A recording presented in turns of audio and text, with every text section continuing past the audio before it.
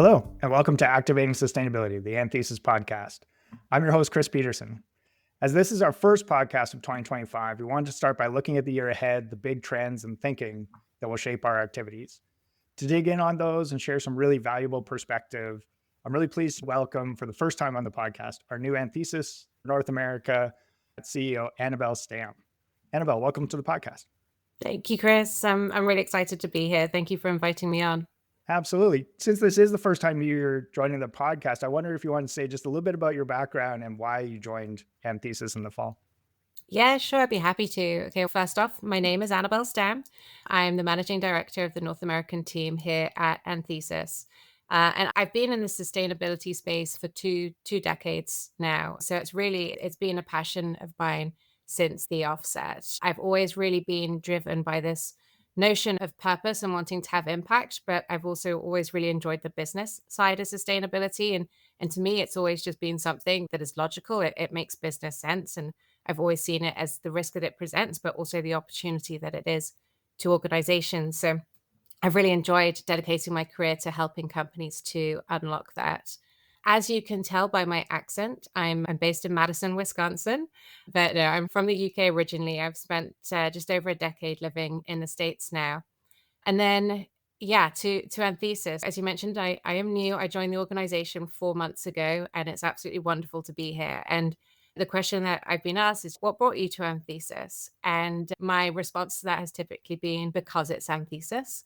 I remember when Anthesis first started and exploded onto the sustainability scene, and I had always been so impressed by the work and the quality that the organization put out. And I always really knew Anthesis for the technical side of sustainability. Somebody recently referred to us as like the technical jock in their corner. And I thought that was such a great description of the company. But the thing that really brought me to Anthesis was really the depth and breadth of expertise and capabilities that the organization has. As I mentioned before, I'm purpose driven and business oriented. And really, Anthesis has all of the different tools around strategy, communication, data, like all of the different components that organizations need to be really successful. So it was a place that I was excited to land and feel like I could really have impact, help companies, and drive change. That's great. Thank you so much. And yeah, we're really excited to have you on board and those values that have set us importantly on our path.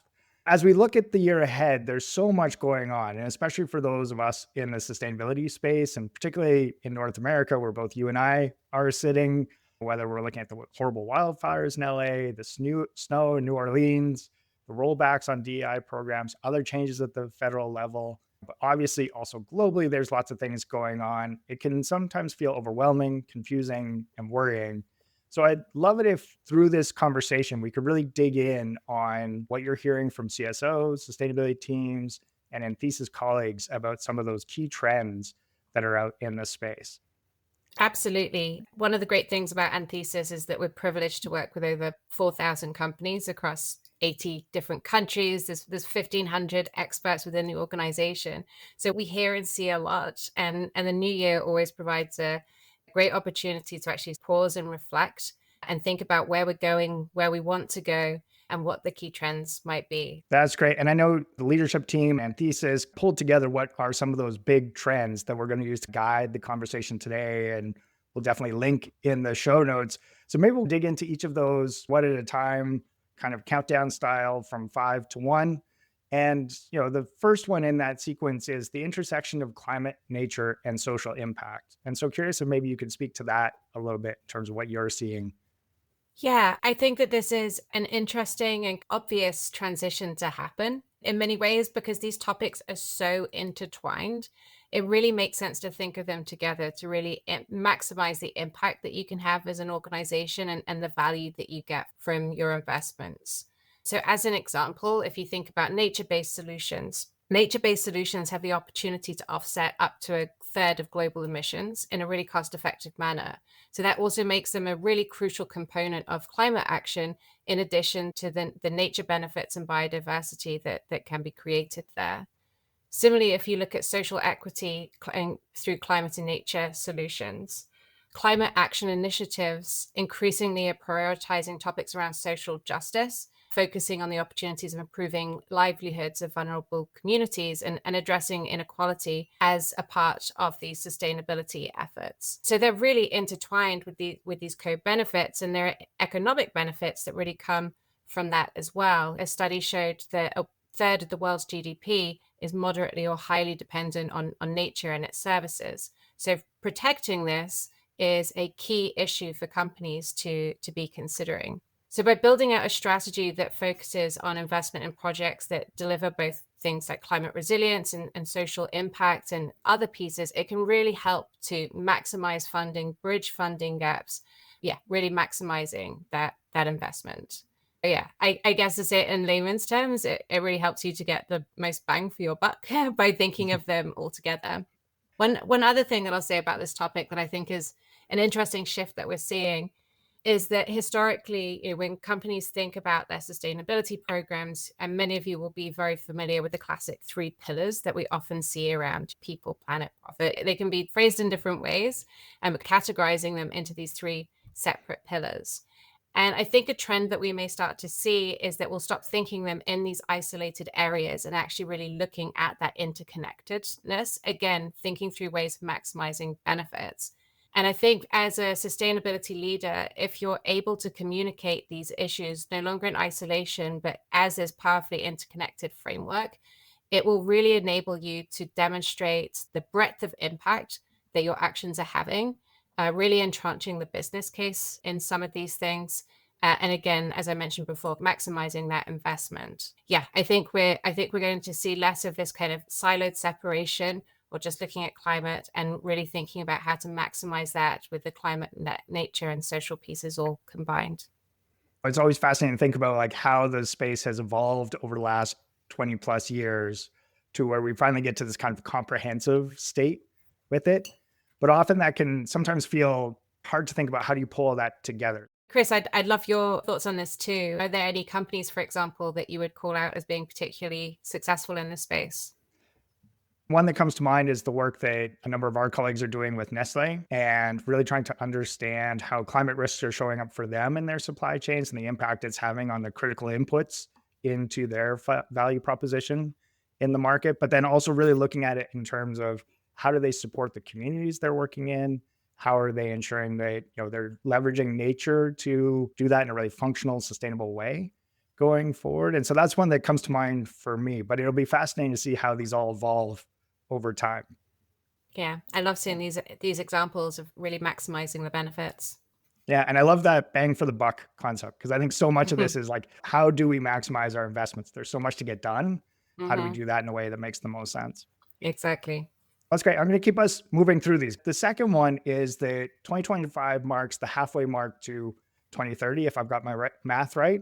But that sense that we are hitting those interim targets and looking at how we're doing. So curious kind of how this showed up for you all or how you're hearing people thinking about this time.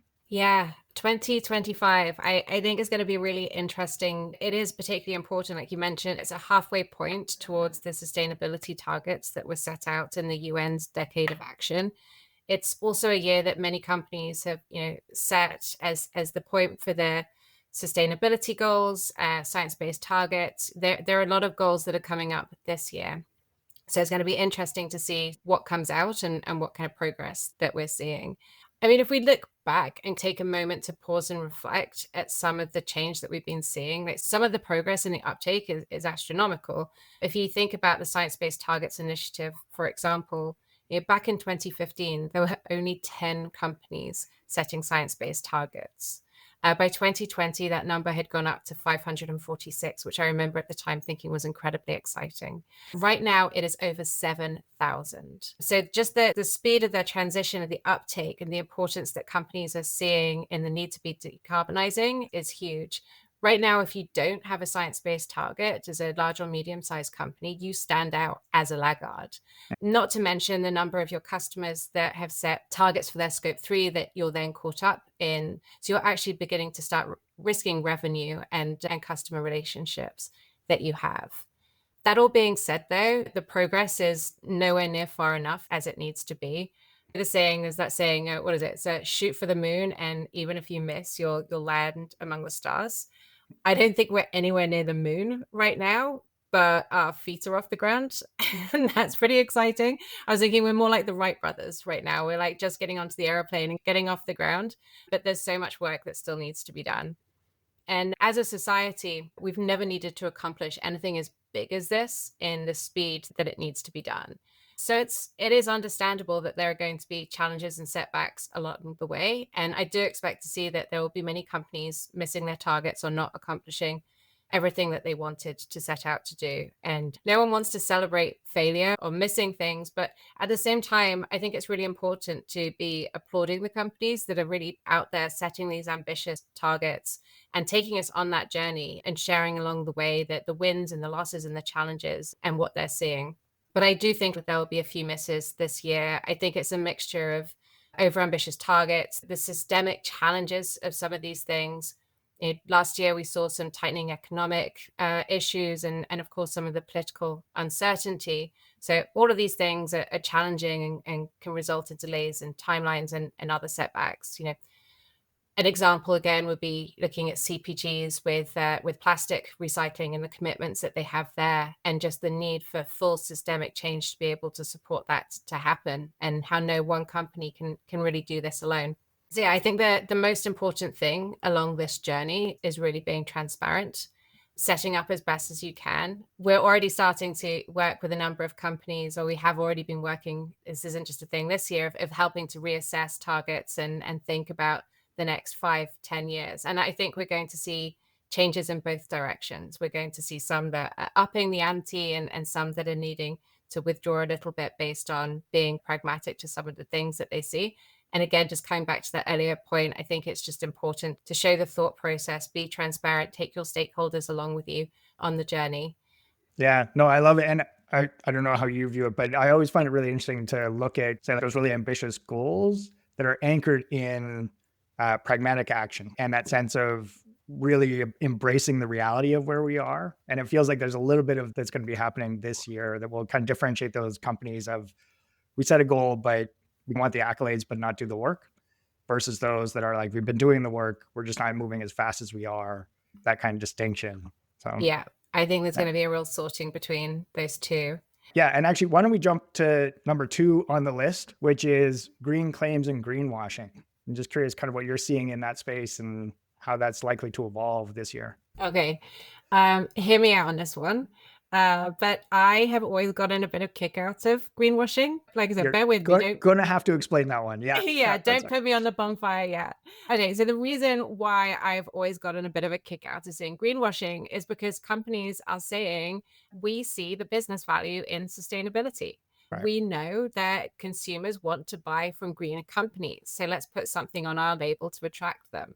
Now, obviously, misleading consumers is absolutely not okay. It's morally wrong, and you are opening up your organization to a whole slew of regulatory penalties and damage to brand credibility. Not to mention the fact that you're having zero impact on sustainability initiatives just by putting it on a label. Positioning credible green claims backed by science and third-party verification is really crucial. And it's going to get more so in 2025 because there's going to be heightened enforcement on the EU Green Claims Directive. And we expect to see similar policies worldwide. In addition to the regulatory piece, we also expect to see continued consumer backlash against brands who are caught overstating sustainability achievements. They're increasingly demanding certifications and standards to verify claims. The consumers are getting really savvy in this space. So brands really need to focus on authenticity, on transparency, and be leveraging third-party validation to navigate these challenges effectively. So a recommendation, anyone who is putting claims out there, I really encourage you to look at it and just be confident that you can back that up. Okay, sounds good. I'll put the matches away. I think you pulled that back out of the fire. So well done, and appreciate where you're coming from with that. As we talk about language, it feels like it's been an interesting time to see a lot of acronyms getting politicized, especially the politicization that we're seeing, particularly here in North America, around DEI and ESG, and that tension of needing to disclose more in Europe and potentially rewording or being more sensitive here in North America. I'm curious how you're seeing clients balance that or advising people's thoughts within that space. Yeah, it's a really interesting question and definitely something that that we're seeing. I mean, even without the European regulations, companies in North America, and many of them are not going to stop doing the work over the next 4 years. Mm. Climate risk is still business risk. They still see the different risks and opportunities and the importance of the different initiatives that they're working on. However, I do think that there is going to be an uptick in pressure of finding new ways of communicating this work. In language such as ESG and DEI, as you've mentioned, have become highly politicized. And I don't see what the replacement is for that yet. I think people are kind of scrambling to think of new language. But I do think that there are new ways that you can think about phrasing and communication. So as an example, in a recent report from our colleagues at Revolt, who are part of Anthesis, Revolt put out a report that showed that centrist language was found to resonate with audiences across the political spectrum. And it's a really fascinating report. It really looks at if you can tap into deep-seated human values, like things like love, freedom, family, you can make these issues appeal to more universal category and make them less partisan. So a couple of examples. If you think about the climate space, a very politicized topic, you have on one hand fighting for climate justice for all. Instantly gets very politicized and throws up challenges. If you move that along to securing a safe climate for your family's future, who doesn't want a safe climate for your family's future? It's just a tweaking of the language. Another one would be, supporting marriage equality for the LGBTQ plus community. Again, very polarized, politicized, challenging. However, if you transition that to supporting the freedom to love whoever you want, who doesn't love? Love is love. It instantly softens and engages people around the language. So I do think companies are going to shift and think of new ways about communicating the work that they do. I really encourage everyone to check out that report. It's a fun read. It's called Poking the Bear, and it takes you through how you can bear-proof your strategy. So it's a great read. Another one that we have coming out that I would encourage is called The Cost of Silence. And this is looking at the business case for sustainability action and communicating on sustainability. So if anyone here listening is going to be at GreenBiz, reach out, because we're going to be hosting a session on this, because I think this is going to be a really important topic to help companies to navigate through 2025 and the next 4 years of how do they engage and bring together different stakeholders and what is a highly politicized and dynamic time. That's great. Yeah, and we'll provide links to all of those and the sessions at GreenBiz. So thanks for sharing this. Maybe moving on to our third that we had skipped, which is the emerging regulations within the voluntary carbon market and how that space has shifted. And I know this changed a lot in Macau. It's one of the few kind of really positive things that came out of COP29. So curious if you could speak a little bit to what you're seeing there.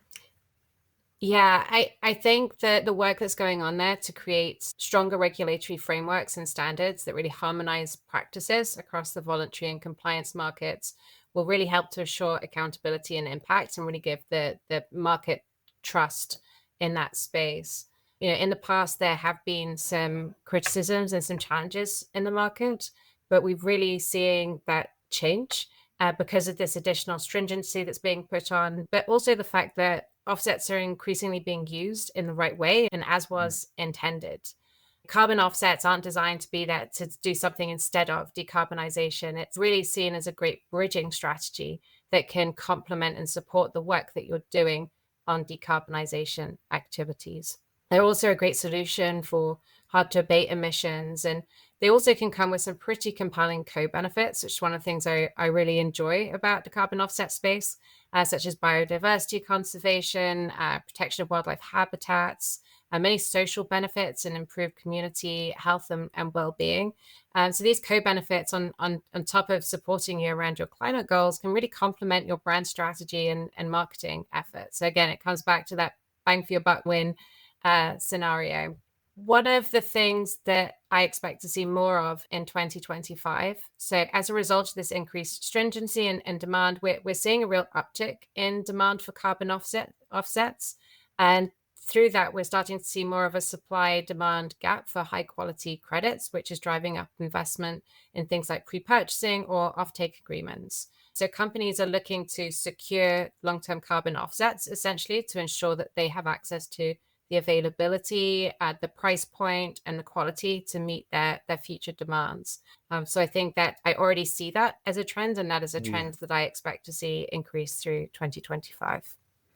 Yeah, it makes sense too as people start to miss targets, et cetera, trying to think about, oh, this wasn't as easy as we thought. What are some of those other levers to get us there? Exactly. And then just conscious of the time, I'm going to take us to the number one that was on the list, which was preparing for regulatory shifts in 2025. And I know that's a big topic, but would love to hear what's particularly top of mind for you and the conversations you're having. Yeah, there's a reason why it's number one, right? This is a really hot topic. I think anyone working in sustainability right now who is caught under the different regulations is really feeling it. And 2025 is an exciting year. Going to be seeing the first CSRD reports coming out shortly, and a number of different initiatives. And I think what's interesting about the regulatory space is it's really forcing a lot of companies to take a long, hard look in the mirror and assess their sustainability risks and opportunities. I think in the past decade or so, companies have reacted to the concept of sustainability quite differently. Some have stepped out and looked to be leaders. Some have known that it's an issue, but have buried their heads in the sand. And some have actively pushed against it. So what regulations like CSRD getting organizations to do is to really kind of pause and reflect and actually think through to their business. Like, where are there these impacts? Where are there risks and opportunities to our business? And some of the conversations that it's thrown up have been fascinating and incredibly important. As an example, there was one construction company that I was advising, and we were talking through climate risk. And one of the things that came up is the drastic drop in productivity that there is for every temperature degree increase that there is.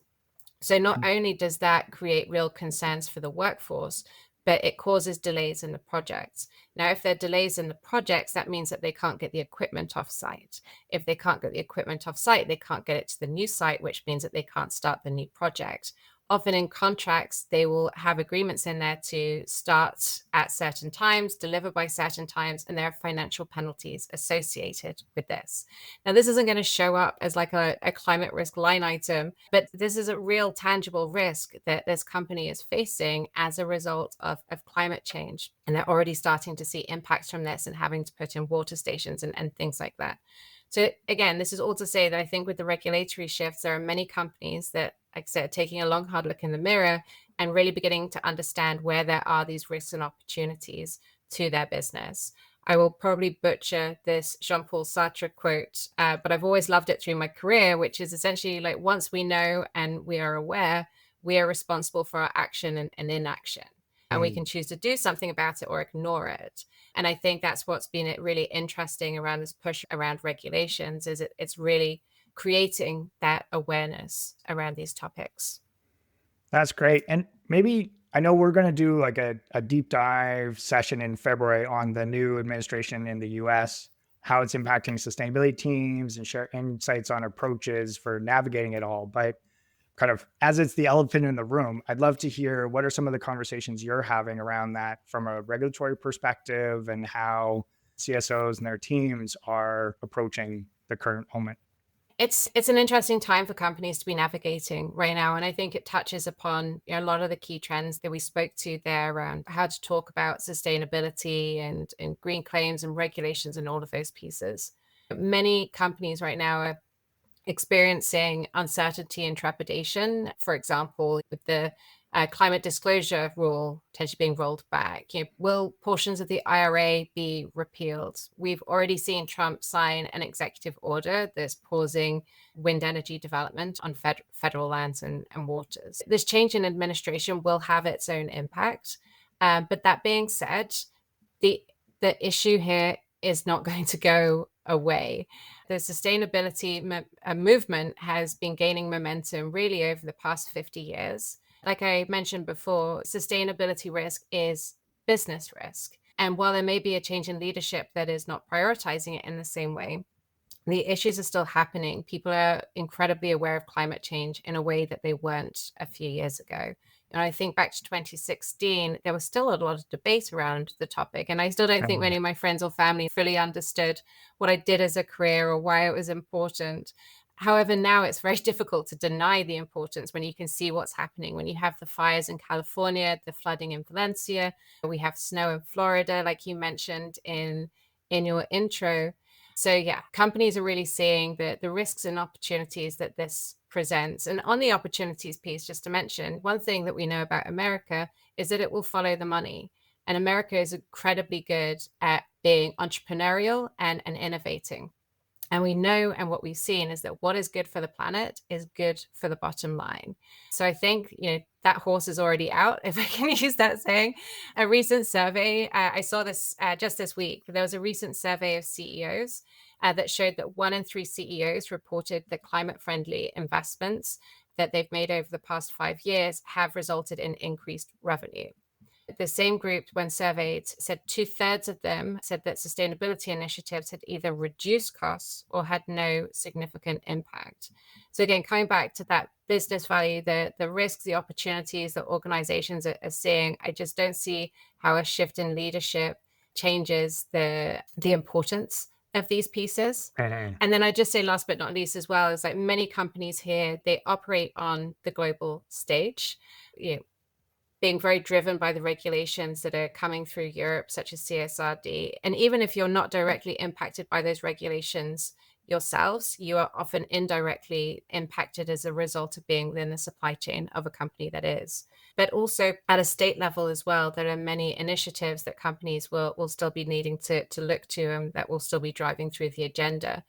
For example, California, the 5th largest economy in the world, you're still going to be needing to comply with state climate legislation there. So yeah, I as you can see, there's a lot. I could speak to a lot more. That's just some of the pieces. I'm really glad that we're doing a full webinar on this, because it's an important topic right now, and there's lots that can be discussed. Absolutely. Yeah. And so much will evolve over time. And I think this has been great to get that overview of the trends. And maybe I'll just rattle those off quickly, and then would love to hear your thoughts around what can people do with that, right? So when we think about the 5 trends, the preparing for regulatory shifts in 2025, green claims and greenwashing, regulating the voluntary carbon market, the interim targets to 2030, and the intersection of climate, nature, and social impact, we've covered a lot of ground, and would love to hear if there's a couple of kind of tactical things that you would recommend listeners kind of take from this conversation.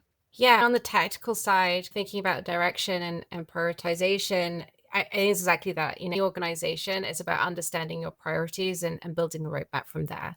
You can't do it all, and you definitely can't do it all at once. So just making sure that you have the fundamentals down, your emissions, your targets, your materiality assessment, all of these different components then really help you to prioritize, figure out what's most important to your organization, and then begin to engage stakeholders and drive change. Well, that's wonderful. And maybe one last question is, if there was one action you'd recommend the listeners do take coming out of this conversation, what would that be? All right, that's a good question. My advice, keep on keeping on. There is a lot of good work to be done. Let's not get distracted now. I love it. Great spot to finish that off. So thank you so much. Really appreciate your time and insight here. Thanks, Chris. My absolute pleasure. And thank you all for listening. We really appreciate it. We are really excited about the year ahead for this podcast and have an exciting lineup of quick reflections from key events and developments in our space, as well as deep dive discussions like this one to really get to the heart of the issues driving sustainable performance. If you have any feedback or suggestions, as always, we'd love to hear from you. As mentioned, we will post all the relevant links mentioned in today's show in the show notes. And you can access the full Anthesis 2025 Trends Report on our website at anthesisgroup.com. As well as Annabelle mentioned, we'll be at GreenBiz and hope to see many of you there. And as always, we can be reached at first.lastname@anthesisgroup.com. Thanks again for listening, and all the best to you, your teams, and your families for the year ahead.